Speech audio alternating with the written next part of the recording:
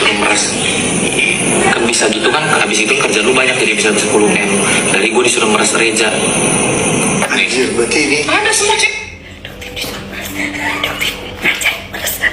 Gak ada yang ngajarin. Walah Kim kok cek ngedabrus. Kapan gua ngajarin lu? Lu sendiri yang mau. Oh gini ya, masa dia cuma bayar aku dok? Dia itu cuma bayar aku 25 juta dok. Cuma bayar aku 25 juta gitu. Ternyata dia mau kasih Nikita 4 miliar. Harga aku ternyata cuma 25 juta. Ya apa sih? Lu sendiri.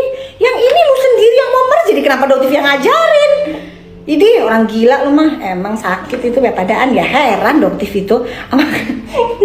Udah lengkap semua. Udah ya Doktif blok elu ya Kim. Doktif blok elu. Lu udah mau cari masalah kan? Terus sekarang yang nge-backup elu dulu udah ngelepeh. Cuy gitu ya. Doktif udah tahu semua. Ternyata semua itu bohong. Mamski cerita, TM Waroka cerita semua. Kamu sok kenal tuh dulu ngaku-ngaku sama si Vanessa Angel almarhumah kan?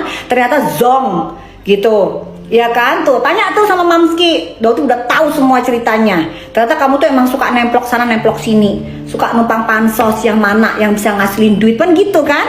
Nah,